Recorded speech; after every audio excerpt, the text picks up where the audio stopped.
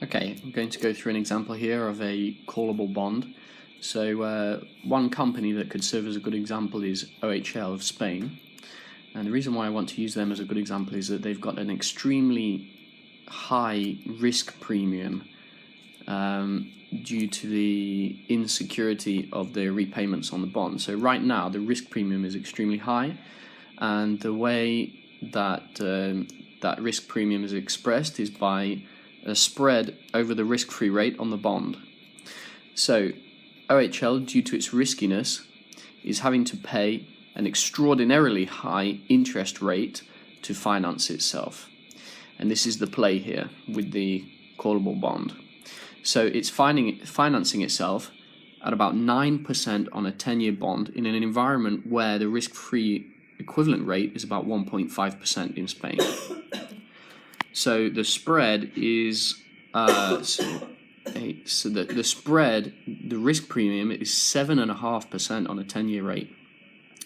This gives an enormous margin to make a profit through the reduction of the risk premium. So the opportunity is, if OHL can de-risk its financing rate could collapse. To capitalize on this achievement, it could use callable bonds in order to refinance itself as its risk premium falls. So I've got the characteristics here of the bond issue. Well, it's an example. So if it issues at a price of $100 with an annual coupon of $9, so the current yield is 9 divided by 100, it's 9% over a period of 10 years. And well, it's just an example, just a rough example, but the strike price, I've got like $100.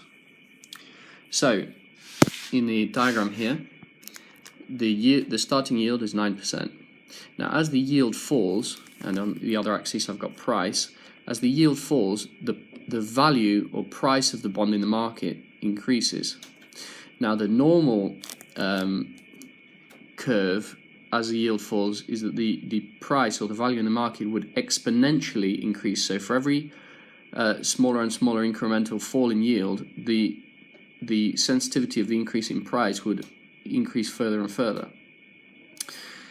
But then, so this is the normal characteristic. But if OHL issues a callable bond, there will be an inbuilt call option built into the bond itself. So the value of the call, so we've got the value of the bond, then the value of the call would increase more and more quickly as the price increases.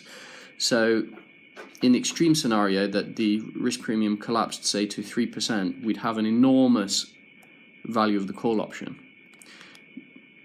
So in this way, instead of all of the price gains being received by the investor, the call option is transferring a good part of those gains to the company.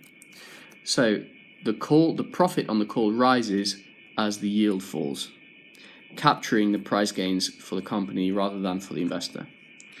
In this way, the company becomes the primary beneficiary of the efforts they make to reduce their own risk premium, rather than all of the benefit falling to the bond investor via an exponentially increasing capital gain on the bond value.